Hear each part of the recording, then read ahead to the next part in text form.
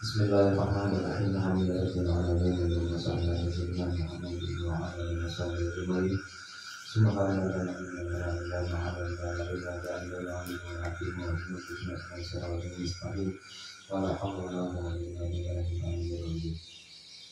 Rabbi shrah li sadri wa yassir li amri wahlul 'uqdatam min lisani yafqahu qawli wa saddid lisani wa syafa'ni ya Rasulullah Muhammad sallallahu alaihi wasallam.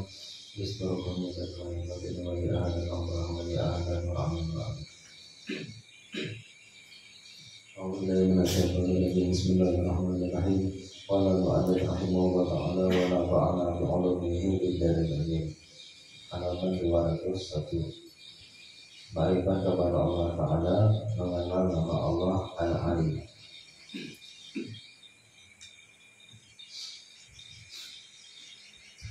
Al-Alim.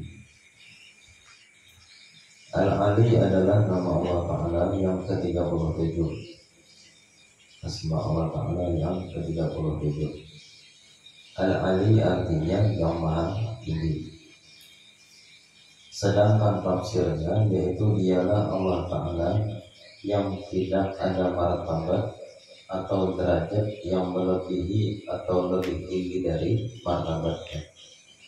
Al-Ali itu artinya yang maha tinggi. Nah, tinggi di situ pengertiannya tidak ada martabat yang lebih tinggi dari dia. Tidak ada martabat atau derajat yang melebihi Allah Ta'ala. Kalau sudah maha kan sangat tinggi. Dan tinggi itu bukan diartikan di atas. Sesuatu yang di atas tinggi menjulang diartikan itu tinggi, kan? Janganlah kita memaknai maha tinggi itu dengan tinggi zatnya, seperti tingginya benda seperti pohon atau lainnya. Jangan diartikan Allah Ta'ala itu zat yang tinggi banget, jangan. Atau tinggi tempatnya, tinggi kedudukan Tuhan. Makanya yang dibiasakan kita menunjuk ke atas. Percayalah kepada Tuhan yang di atas itu, yang dibiasakan. Seolah-olah menunjukkan tempat Allah Ta'ala berada di atas atau tinggi tempatnya, bukan boleh seperti di atas langit atau di atas arsy. Etika seperti itu berarti mendakwakan Allah atau menuduh Tuhan, menyangka Allah Ta'ala itu berupa benda, berupa zat yang berbenda yang berada di atas arsy misalnya. Seperti kelompok Mujassimah atau kelompok Wahabi. Mujassimah itu kelompok yang beranggapan Allah itu berjisim. Jisim itu ialah benda, sebuah benda yang berada di atas misalnya. Adapun yang maha tinggi itu adalah martabat Allah Ta'ala, kedudukannya yang maha tinggi, bukan keberadaannya yang di atas itu. Bukan keberadaan yang tinggi di sana, pada. Jangan diartikan keberadaan. Yang diartikan adalah martabatnya atau kedudukan Allah Ta'ala yang maha tinggi. Untuk lebih memahami maksud dari maha tinggi ini, yaitu bahwa sesuatu itu ada yang dinamakan musabbab. Ada dinamakan musabbab. Musabbib, musabbab. Ada sabab, musabbab. Sesuatu itu ada yang disebut dengan musabbab, ada yang dinamakan sabab, dan ada juga yang dinamakan musabbib. Sebabnya apa? Disebabkan apa? Siapa yang menyebabkan? Contohnya yaitu rasa kenyang. Rasa kenyang. Apa itu? Rasa kenyang musabbab. Sebabnya makan. Musabbibnya yang membuat rasa kenyang itu musabbib. Kenyang adalah musabbab. Sedangkan makan adalah sebab. Sebab makan timbullah kenyang. Dan yang menjadikan rasa kenyang adalah musabbib. Siapa musabbib? Orang yang memberikan rasa kenyang, siapa? Yang makan kita. Dengan sebab kita makan makanan itu timbullah kenyang. timbul kenyang. Nah, kenyang itu disebut dengan musabbab. Makanan itu disebut dengan sabab. Sabab makan timbul kenyang. Yang musabbibnya bukan kita yang makan. Karena kita yang makan, makanya timbul kenyang. Itu sabab sebenarnya. Aku makan itu sebab aku makan timbul kenyang, baru ada musabab. Nah, musabib itu bukan kitanya tapi Allah Ta'alanya. Di antara tiga itu yang paling tinggi tentulah musabib, yang menyebabkan kita kenyang, yang menyebabkan kita bisa makan, yang menyebabkan makanan itu ada, bukan musabib. Sebelum adanya makanan sudah ada musabib. Setelah ada makanan berarti musabibnya sudah ada. Lalu sebelum dapat musabab, otomatis tetap campur tangan si musabib atau yang menjadikan rasa kenyang. Demikian itu adalah martabat namanya. Yang disebut dengan martabat itu ialah yang menyebabkan sesuatu itu martabat. Berarti kedudukannya yang musabib ini ialah yang memberikan rasa kenyang. Dan yang menjadikan rasa kenyang itu adalah Allah Ta'ala yang Maha Tinggi, Al-Alim. Contoh lainnya seperti anak itu ia adalah musabbab, dan kedua orang tua merupakan sebab adanya orang tua timbullah ada anak. Jadi kedua orang tua itu adalah merupakan sebab bagi adanya si anak, merupakan sebab bagi musabbab. Sedangkan yang menciptakan anak dan orang tua adalah musabbab. Ya tadi kita contohkan tadi, yang menciptakan sababnya Allah Ta'ala, yang menciptakan musabbabnya pun Allah Ta'ala. Musabbabnya kita makan, sababnya kita makan, musababnya kenyang. Yang menciptakan kedua-duanya ialah musabbib. Yang menciptakan anak Allah Ta'ala, yang menciptakan musababnya pun Allah Ta'ala. Yang musababnya Allah, yang menciptakan musababnya Allah Ta'ala, yang menciptakan sebab pun Allah Ta'ala. Kedudukan musabib inilah yang dikatakan al-ali atau yang maha tinggi. Itu arti pengertian martabat. Di dalam Al-Quran Allah Ta'ala menyebut dirinya al-alim, dan tiap kali menyebut nama itu selalu sebelumnya disebut tentang ketinggian dan kehebatan sesuatu, supaya jangan dikira bahwa sesuatu itu yang paling tinggi. Allah menyebutkan kehebatan sesuatu, ketinggian makam sesuatu.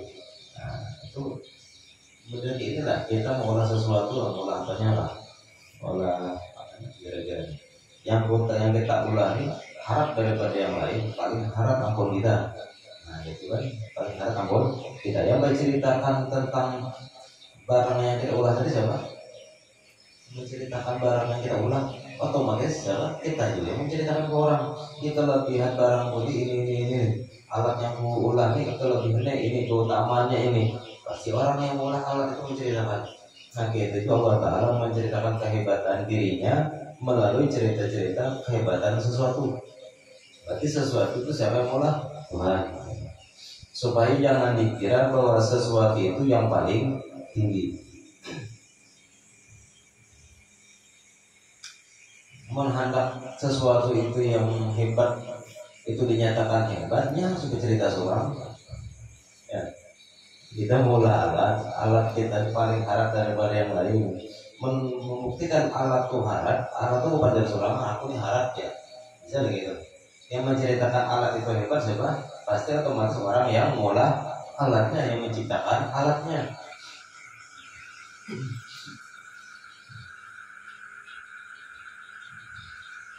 Nah, kita mungkin ada kelebihan masing-masingnya. Lalu kelebihan kita ini kita ceritakan ke orang.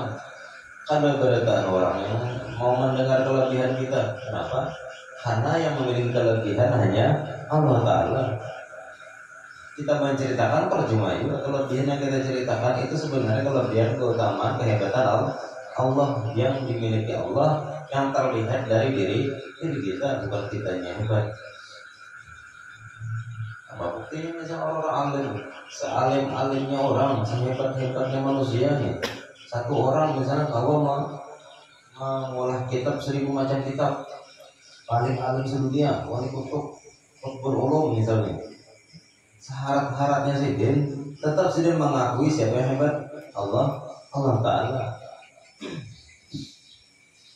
Lalu kenapa kita menghormati orang yang hebat tadi? Karena disuruh Allah, karena kita disuruh menghormati orang yang mulia. Di ujung ayat Allah Ta'ala menyebut namanya Al-Ali. Salah satu contohnya yaitu firman Allah Ta'ala, wasi'a kursiyyus samawati wal ardh wa la ya'uduhu hifdzuhuma wa huwal aliyyul azim. Artinya kursi Allah Ta'ala meluasi langit dan bumi. Kursinya Allah Ta'ala seluas langit dan bumi. Luasnya kursi yang Allah miliki itu seluas langit dan bumi. Dan tidak ada yang memberatkan Allah Ta'ala untuk memelihara keduanya. Dan dialah yang maha tinggi lagi maha agung. Karena merasa, karena dianggap berat, Allah itu kada berat memelihara keduanya, kursinya langit dan bumi, karena merasa berat. Kenapa? Karena Allah yang menciptakan. Dalam Al-Quran Allah Ta'ala juga membicarakan martabat manusia. Tukang mula rumah, segala-galanya rumah, kira-kira tukang sanggup makan rumah. Kalau sanggup kan, ya karenanya bukan alali, karenanya bukan. Seharusnya siapa yang bisa mengulang sesuatu ini harus bisa mengangkat. Dalam Al-Quran juga Allah Ta'ala membicarakan tentang martabat manusia. Ada yang menjadikan pemimpin, ada juga yang jadi rakyat dan pemimpin yang lebih tinggi derajatnya. Dalam Al-Quran Allah menceritakan tentang seorang pemimpin, syarat-syarat jadi pemimpin. Allah menceritakan tentang rakyat dan pemimpin yang lebih tinggi derajatnya. Ada orang tua dan ada anak. Sebenarnya Allah menceritakan kayak Raja Zulkarnain menguasai dunia, sedang keliling dunia Raja Zulkarnain. Allah Ta'ala menceritakan orang tua, dan ada juga Allah menceritakan tentang seorang anak. Orang tua lah yang lebih tinggi derajatnya daripada anak. Ada lagi istri juga, ada suami Allah ceritakan, dan suami yang punya kedudukan lebih tinggi daripada istri. Itu semuanya Allah ceritakan. Setelah Allah Ta'ala menyebutkan orang yang tinggi derajatnya, barulah Allah Ta'ala menyebut dirinya dengan Al-Ali. Innallaha kana 'aliyan kabira. Itu seluruhnya Allah yang menguasai, Allah yang menghendaki, Allah yang menciptakan. Artinya bahwasanya Allah Ta'ala adalah yang maha tinggi dan maha besar. Sudah Al-Ali, Al-Kabir, sudah empat. Dua-duanya Allah menceritakan kehebatan manusia, kehebatan raja ini, kemuliaan Nabi ini. Wala taqul lahum uff. Jangan kalian katakan kepada kedua orang tua. Berarti Allah memuliakan orang tua. Innallaha kana 'aliyan kabira. Sekalipun kalian menghormati orang tua, sekalipun Allah memuliakan orang tua dalam Al-Quran, dan kita seorang anak wajib memuliakan dan menghormati orang tua, tetap yang nomor satu yang paling kita agungkan, yang paling kita muliakan ialah Allah. Innallaha kana 'aliyan kabira. Padahal maksiatan ta'ata bi maksiatil khaliq. Orang tua menyuruh maksiat, anak pada boleh berbakti. Orang tua nyuruh maling, anak pada boleh belum perempatan maling juga. Walaupun orang tua itu diceritakan dimuliakan, ya, tetap tidak boleh menurut kalau orang tuanya terbaik. Maksud yang dibicarakan dari ayat ini yaitu bahwasanya undang-undang atau keputusan siapapun yang lebih tinggi martabatnya dari kita, jika bertentangan dengan undang-undang atau keputusan Al-Ali, jika bertentangan dengan syariat Allah Ta'ala, maka tidak boleh kita taati. Ta'ata bimaksiatil khaliq. Sekalipun kita ini sebagai anak buah, majikan, kita anak buah, pengarangnya karyawan, diisi bos. Nah, bos menyuruh kita mengerjakan sesuatu yang di luar syariat, tidak boleh taat. Pun kita taat berarti sama menganggap Allah rendah. Siapa yang melanggar syariat, meringankan syariat atau meremehkan syariat, untuk menggampangkan syariat, sama aja berarti menganggap Allah Ta'ala itu bukan Al-Ali, bukan Maha Tinggi, sama dengan menganggap Allah Ta'ala rendah. Apalagi wali-wali mengomentari keputusan apalagi syariat Tuhan, hukum Allah Ta'ala dikomentari, bukan boleh. Adapun keputusan orang yang lebih tinggi derajatnya, baik pemimpin kan, atau dari orang tua ataupun suami terhadap istrinya, itu kan orang yang dianggap memiliki kehormatan nih, pemimpin, orang tua dan suami bagi si istri, jangan bertentangan dengan keputusan Allah Ta'ala, tidak boleh ditaati. Jika bertentangan dengan keputusan Allah, syariat Allah, tidak boleh ditaati. Firman Allah Ta'ala dalam surat An-Nisa yang artinya, dan perempuan-perempuan yang kamu khawatir, khususnya perempuan yang kalian khawatir dia bakal memperbuat perbuatan yang durhaka, maka nasihatilah. Perempuan kita sudah perintahkan jangan keluar, masih aja keluar, itu durhaka ngarannya, keluar itu durhaka tuh. Itu pun disuruh Allah Ta'ala nasihati perempuan itu, nasihatilah mereka, dan pisahkanlah diri dari tempat tidur mereka. Kita ini contoh nih, laki ini kita ini kehendakan kita jatah, contoh hendakan kita jatah, laki suruh bini kan, pas bini kada hendak, jangan goreng lawan bini, karena menggoreng lawan bini hati kita tak muar. Sudah muar, kadar itu kita semalaman dilaknat oleh malaikat, itu jauh beda dari tempat tidur. Kita meredam agak keles lawan bini itu jauh, kada boleh berbarang. Keputusan siapa? Keputusan dari Allah Ta'ala. Pisahkanlah diri dari tempat tidur mereka, jangan goreng lawan begini itu, dan pukullah mereka. Pukul, disuruh pukul, bini itu disuruh pukul, kita pukul pakai handuk dan batu. Kemudian jika mereka mentaatimu, lalu seolah-olah terpaksa. Ini bini itu terpaksa menuruti kehendak laki, udah bala. Terpaksa kita ini minta asal pada diberi, kalau kita paksa, lalu taatnya ketika kita paksa tadi sudah dapat pahala ini.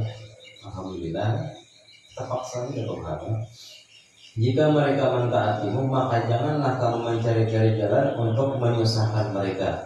Sudahinya ayuha, kalau mengalah sudahinya, maunya taat, jangan cari kesalahan-kesalahannya lagi. Yang sudah minta maaf, jangan cari kesalahan-kesalahannya lagi. Sesungguhnya Allah Ta'ala Maha Tinggi dan Maha Besar.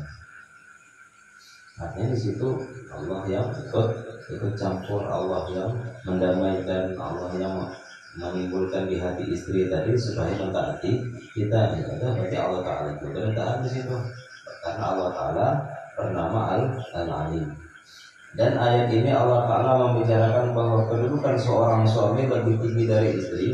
Namun di atas derajat suami yang tinggi itu ada yang lebih tinggi, maka suami pun mesti tunduk kepada hukum orang yang lebih tinggi. Mentang-mentang bini ini mau taat, mau bakti lawan kita, nah kita pun tetap harus bakti dan taat kepada Allah Ta'ala.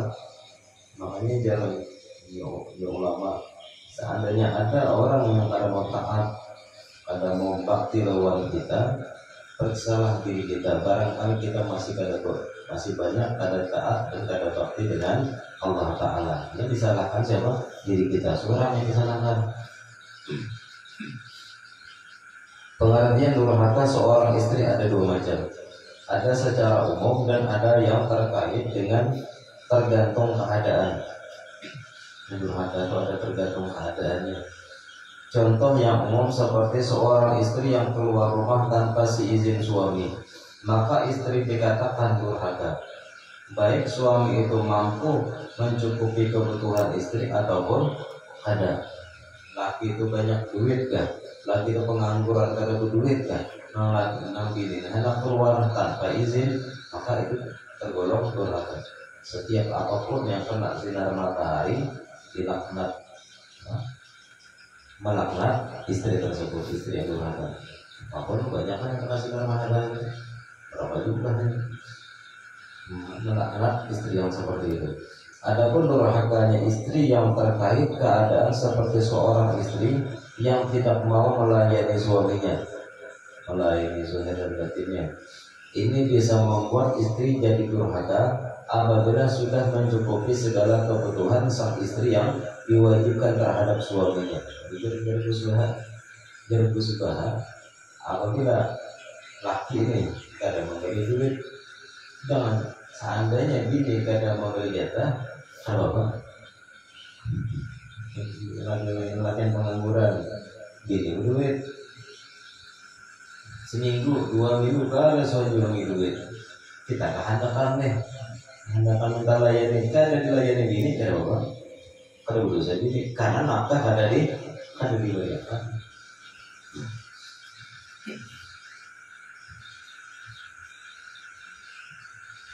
Tapi kalau sudah nafkah sudah dilaksanakan, kewajiban nafkah sudah diberikan, kada menurut, kada mau melayani, hanya durhaka. Dan jika suami belum melaksanakan kewajiban-kewajiban untuk mencukupi istrinya, dan istri tidak mau melayaninya atau pelayanannya, maka ini tidak dinamakan durhaka. Oh, ini banyak begini ada durhaka lagi. Artinya pengangguran. Ini yang ke pasar, ini yang berjualan, ini yang berdagang. Artinya santai-santai aja. Yang ini dari pasar berjualan, minta jatah, muha jadi dia. Ada bapak, ada durhaka. Makanya bagusnya tuh lakinya yang pegawai, jangan bini pegawai, laki pengangguran, atau dua-duanya langsung begawi sekalian aman. Bini memberi duit ke laki, itu namanya sedekah. Bini memberi duit ke laki. Contoh misalnya nih, kita kan pas kena malam hari raya, wajib zakat fitrah kan? Ini zakat fitrah. Wajiblah kita mengeluarkan zakat untuk anak dan istri. Wajib kan? Karena tanggungan. Kita ada duit. Tidak mungkin bini yang nukar baras. Bini yang nukar baras, lalu baras tadi dibalikan ke orang niatnya dari anak dan bini tidak mau. Bagusnya itu bini memberi duit ke laki. Wahai lakiku, ini duit untuk kian, ini duit untuk kian. Berarti jadi hak laki, hanya hak laki ini nukarkan baras untuk zakat fitrah. Laki-laki yang ada duit.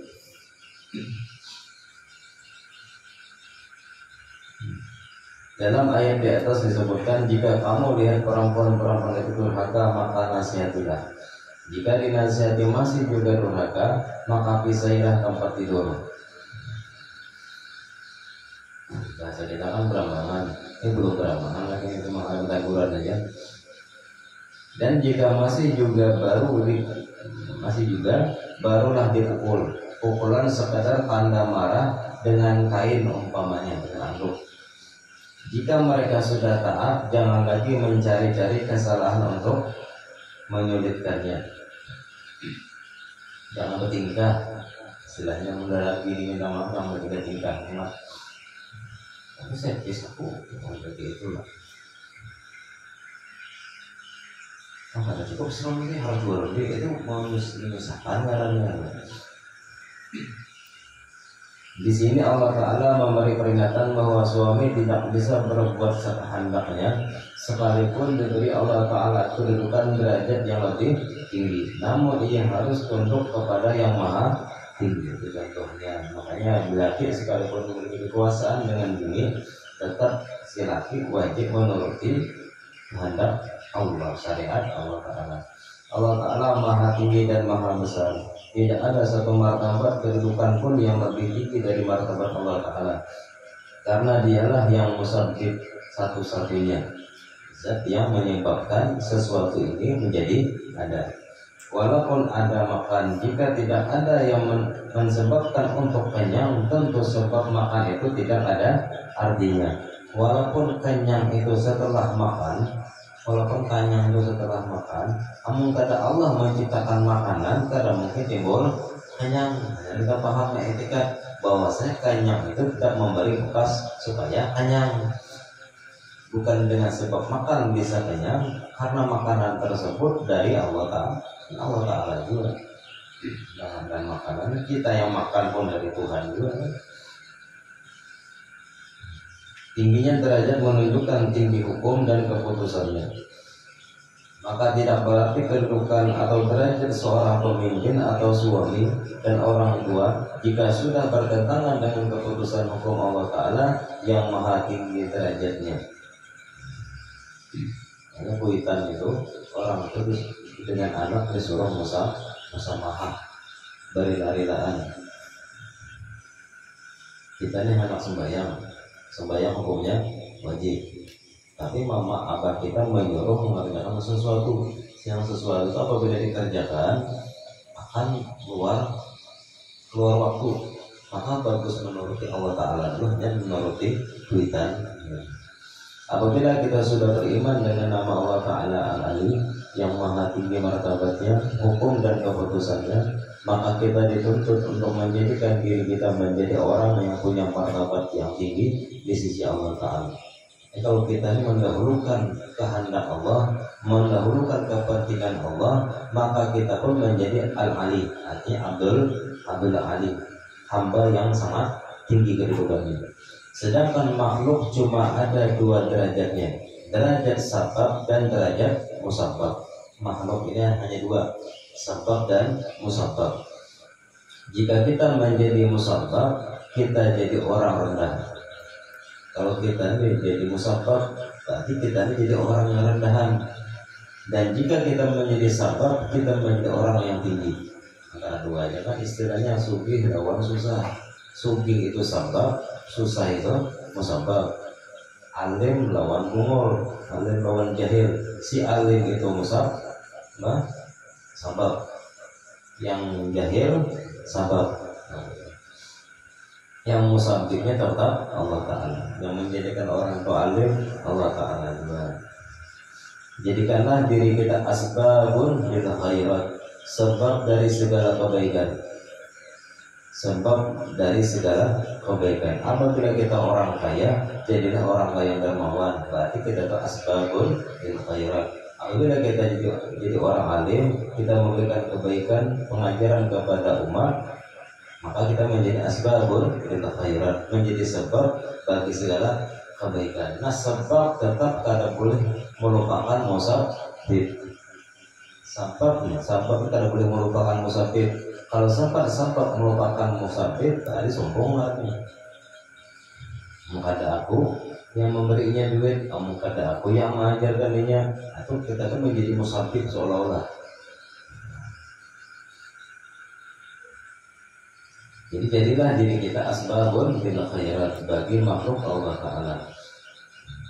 Seseorang belum dinilai sebagai orang yang alim meskipun pandai membaca kitab-kitab selama belum menjadi orang yang tinggi di sisi Allah Ta'ala. Kita ini banyak amalan, banyak zikir, banyak sembahyang, banyak diisi kitab-kitab misalnya, alim lah,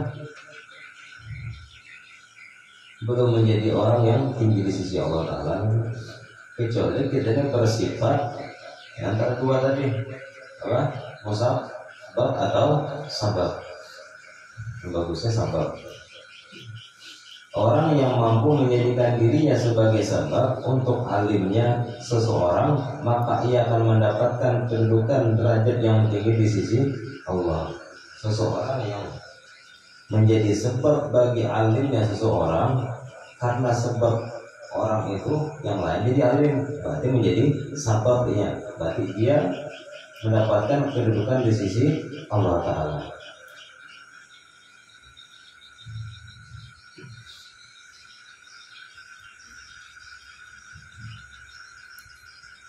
Seseorang itu dihormati, dimuliakan dengan sebab ilmunya, dengan sebab kedermawanannya, dengan sebab arifillahnya, dengan sebab kedekatannya dengan Allah Ta'ala.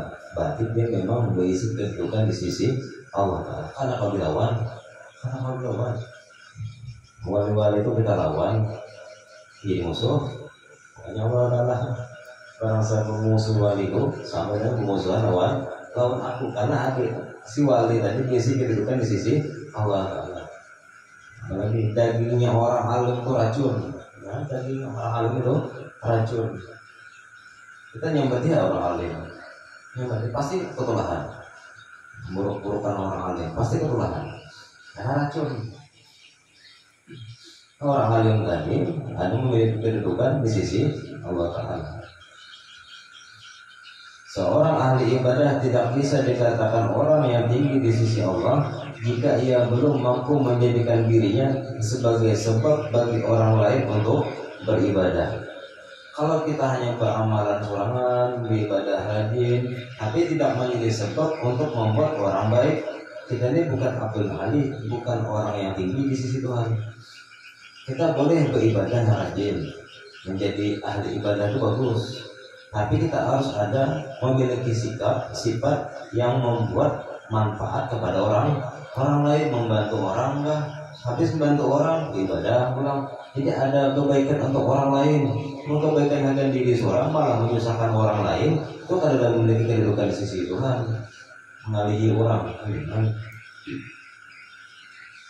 membantu badan, sibuk mencari makan, membantu kada, maksudnya kayak itu. Menyusahkan orang lain itu. Misalnya ada orang datang ke pondok bermakan, begawi ada, datang ke pondok minta rokok, beli lagi begawi ada. Itu bukan kita kadang menghormati orang nangka itu. Silakan datang, tapi mengalih disuruh mengalih. Bukan kita minta bantu supaya bergerak di membantu pondok, ada juga. Cuman di sisi Tuhan karena dia isi kedudukan. Karena mengalihi orang. Siapa yang mengalihi manusia sama aja mengalihi Tuhan sama.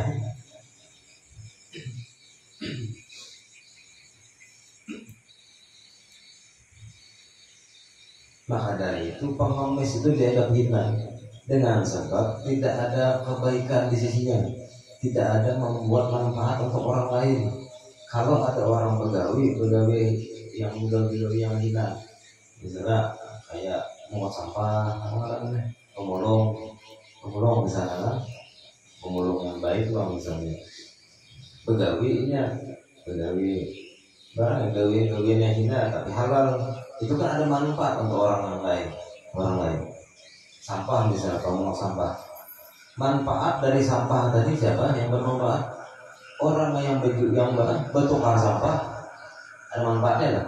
Ada berapa sekilo misalnya 5.000, misalnya barang dari 5.000, jualnya ke orang lain 10.000, ada keuntungan 5.000. Makanya karena dianggap hina orang yang masih bekerja itu, pada dianggap hina. Tapi kalau pengemis, apa manfaatnya juga? Hanya duduk menjadi kopi, hanya memesan kopi, datang sudah kayak ini.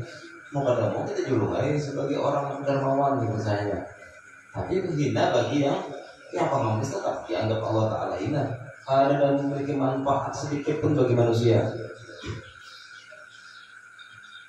Seandainya si pengemis tadi keliling dapat duit 100.000 misalnya sehari, lalu 20.000 sisihkannya untuk pengemis yang lain, masih ada kedudukan di sisi Tuhan.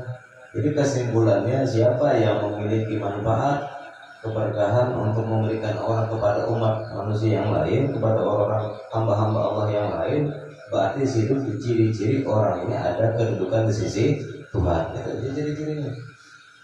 Siapapun, kadang mesti orang alim dengan ilmunya, kadang mesti orang sugih dengan hartanya, orang susah bisa dengan tenaganya, orang pintar bisa dengan pikirannya, dengan idenya. Siapa memberi manfaat kepada orang lain, baik. Khairun nas anfa'uhum linnas. Itu khairun nas sudah. Pada kalimat khairun nas itu berarti memiliki kedudukan di sisi Allah Ta'ala. Sebaik-baik manusia, anfa'uhum linnas, paling banyak manfaatnya untuk orang lain, paling baik manusia. Sudah khairun nas berarti ada harapan menjadi Habibur Rahman, wali Allah, kasih Allah. Jadi itu sudah sepaling baik manusia itu. Sabda Rasulullah SAW, man da'a ila huda kanat lahu minal ajri mislu ujuri man tabi'ahu minal ghairi ayanqusa min ujurihim syai'an. Barang siapa menyuruh kepada kebenaran, ia pun mendapat pahala orang yang mengikutinya tanpa mengurangi pahala mereka sedikit pun. Kita ini menyuruh orang membaca salawat 100 kali misalnya. Kita kan baca ada contoh, kita kan baca ada, tapi kita suruh orang itu membaca 100 kali. Maka satu kali bersalawat pahalanya berapa? 10 derajat ditinggikan, 10 kebaikan dapat, 10 keburukan Allah hapus. 100 kalinya membaca, kalikan dengan 1 kali salawat. Siapa dapat? Kita dapat, yang membaca pun dapat. Sekarang pintar loh. Artinya hebat.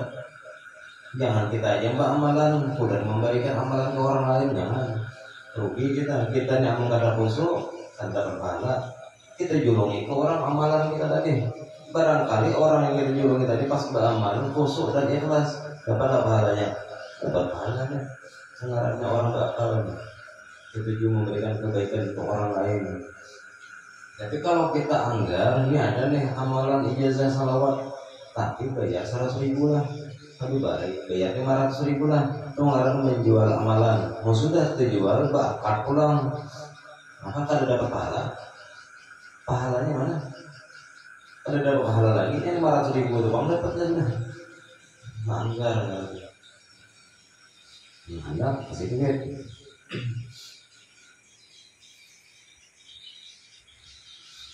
Mengajak 1.000 orang satu kebaikan. Mengajak 1.000 orang satu kebaikan, baik amalan seperti membaca Qul huwallahu ahad dan lainnya. Misalnya kita berzikir la ilaha illallah, berarti kan berzikir nih. Yang hadir di sini misalnya 40 orang. Berarti yang menyuruhkan awal nyuruh berzikir siapa? Yang duduk di sini. Allahu Akbar, kan nyuruh orang berzikir la ilaha illallah, la ilaha illallah. Berarti 40 kali zikir namanya. Jadi aku yang di sini sama dengan 40 kali la ilaha illallah, gimana? Gimana bergantian kan? Atau buka pengajian masing-masing. Kosong aja ini. Kakak mau pengajian kan? Masing-masing mau pengajian. Kan nyaman jadi. Mengajak 1.000 orang satu kebaikan. Nah, kayak satu suap memberi makan kepada penuntut ilmu. Itu sama dengan bersedekah 1 gunung Uhud. 1 gunung Uhud itu dijadikan emas. Kira-kira berapa ton loh gunung Uhud? Tuh ada ke Mekah, Rasulullah Madinah, gunung Uhud tahu tuh. Ya pada nama gunung Uhud dijadikan emas. Kita sedekahkannya emas dijual berapa miliar, berapa triliun harganya nih. 1 gunung Uhud. 1 suap memberi makan kepada penuntut ilmu sama dengan bersedekah 1 gunung Uhud. Bayangkan kita haul ini berapa kali suap, ada yang bertambah, ada yang membawa kulit dan anak bininya. Bayangkan pahalanya. Udah juga masih. Mendus sumbangan lu udah masih. Maka itulah tuh itu modelnya apa? Motivasi lah. Bayar barang 5.000 menyumbang, 10.000 menyumbang. Bukan kita yang minta sumbangan, cuman amal hitung-hitungan pahala. Ketujuh hitungan, kita hitung juga. Berapa banyak pahalanya 1 suap. Paling kata 1 kali, satu piring itu berapa kali suap? Ada 20 kali suap. Kalau insan banyak suapannya 2 piring. Ada rezeki dorong ke santri, ada rezeki tukarkan nasi bungkus yang 2.000, yang 5.000, ada rezeki nukarkan warga, antaranya ke sini. Ini semuanya habis ini udah lapar deh, lapar terus, santri lapar terus, apapun disediakan makan terus, lumayan tuh.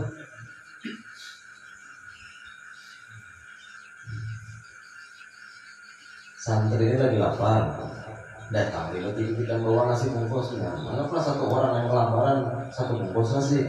Nah, berapa jamnya tahan dengan 1 bungkus nasi tadi? Adalah kira-kira 4 jam lah, kira-kira 4 jam tahan dah. Hanya lapar lagi maksudnya. Mau makan nasi bungkus tadi. Nah, selama 45 jam tadi apa yang digawi santri? Dapat pahala yang beri nasi. rugi dah tuh. Ada rugi gak ada kan? Untung malah.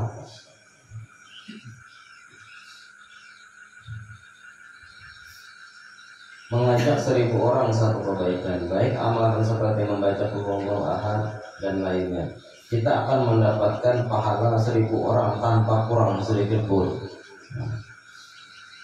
Atau jika seorang muslim mempunyai hajat, kemudian dengan sebab kita hajat muslim itu kabul, ada orang minta bantu lawan kita nih, anggaplah orang kelaparan dari minta bantu lawan kita, ada lebih 5.000 nya ulun kelaparan, kita juga 5.000 tadi, berarti kan menunaikan hajat orang yang minta, maka kita akan menjadi orang yang tinggi di sisi Allah Ta'ala. Dengan sebab 5.000 sudah dapat martabat di sisi Tuhan. Ada perlu belajar martabat 7 lagi. Sudah tinggi di sisi Tuhan.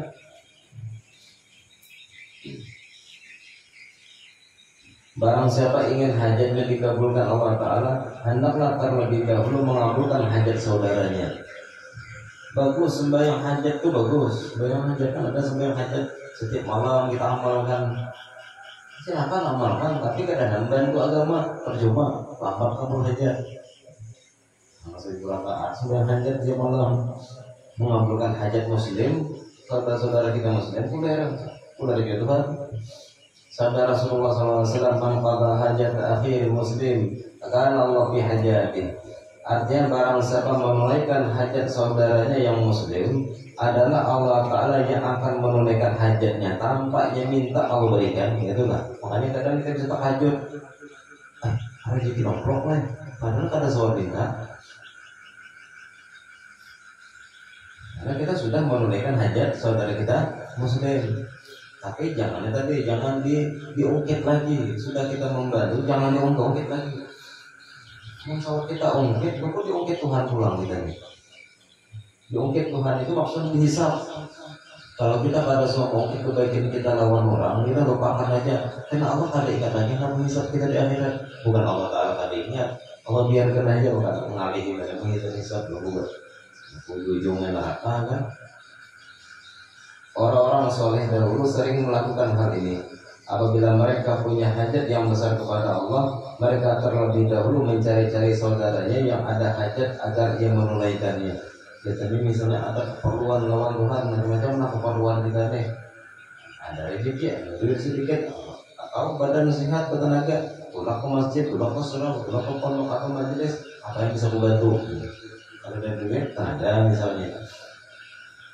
Apabila sudah menunaikan hajat saudaranya, maka jadilah ia orang yang tinggi di sisi Allah. Jika sudah menjadi tinggi di sisi Allah Ta'ala, Allah akan kabulkan hajatnya oleh Allah.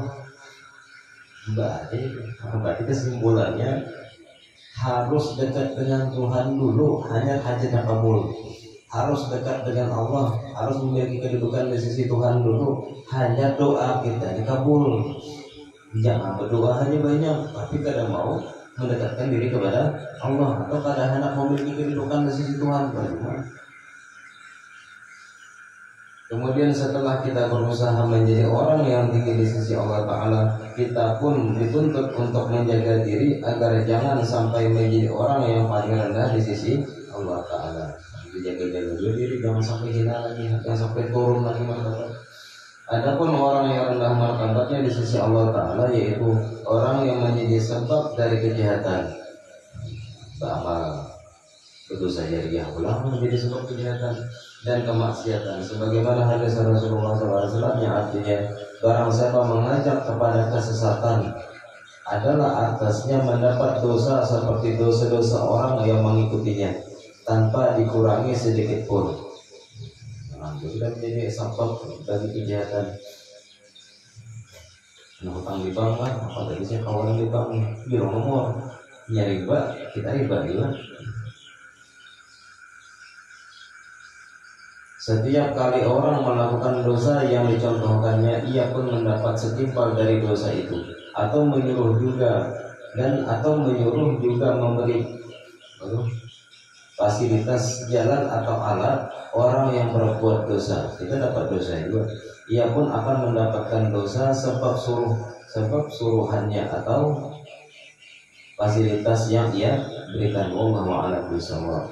Di sana kita nih, di sana ada begini yang hendak mencukur apa namanya, mencukur alis lagi mana dia pengen menggunakan palsu, pokoknya macam-macam tuh bisa membuat pada saat sembahyang atau dianggap dilaknat perempuan yang menyukur alisnya, namanya itu mengarik-ngarik alis. Nah ini maka orang yang terlaku lah ya, misalnya mencukur alis itu kan dilaknat. Nah kita ini tahu alamat salonnya, nah, sampai di mana rumah, di mana salon yang bisa mencukur alis, di situ gara-gara nunjuk narai dapat laknat Allah Taala itu kan Allah dari gara-gara malah menunjukkan dia dengan. Yang berikutnya mengenai Allah Taala al-Hadim.